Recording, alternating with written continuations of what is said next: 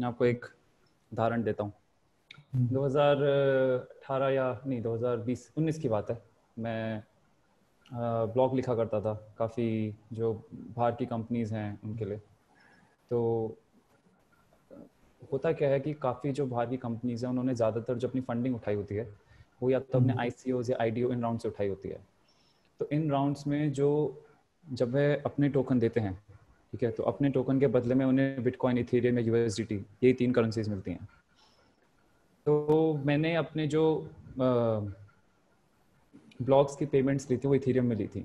मैंने 2 ब्लॉग लिखे थे और उस समय इथेरियम $200 का चल रहा था। ओके। हाँ, और उन्होंने मेरे को 2 इथेरियम दिए थे, $200 के 2।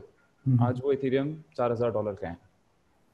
मतलब वो बस एक एग्जांपल है, ठीक है, कि अगर पेमेंट्स, स्पेशली जब आपका मार्केट इतनी तेज़ी से प्रगति कर रहा है, इतना तेज़ी से बढ़ रहा है, अगर आप इस समय पे किसी भी तरह से अपनी सर्विसेज प्रोवाइड करके, अगर आप फिर मतलब घूम फिर के फिर वही बात आ गई कि आप एक एसेट अक्यूमुलेट कर रहे हैं, ठीक है, अगर आप जितना ज़्यादा से ज़्यादा एसेट अक्यूमुलेट करते हैं, आपको खुद दिखेगा उसका जो लॉन्ग टर्म पोटेंशियल है वो कितना ज़्यादा हो सकता है। मुझे याद भी नहीं था कि मैंने 2 इथेरियम लिए, मैंने बस 2 इथेरियम लिए थे और वो पड़े हुए थे, शायद CoinDCX के वॉलेट में पड़े हुए थे उस समय, ठीक है। और मतलब मैं उस समय ज़्यादा ट्रेडिंग नहीं कर पा रहा था क्योंकि रिसर्च वगैरह में काफ़ी व्यस्त था मैं।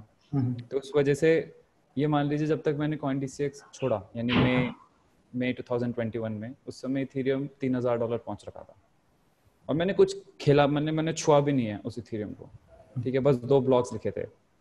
सो आज के ज़माने पे भी जो मेरी सैलरी है उसका जो आधा भाग है वो USDT में आता है, ठीक है, और उस पूरा का पूरा सैलरी को मैं इन्वेस्टेड रखता हूँ।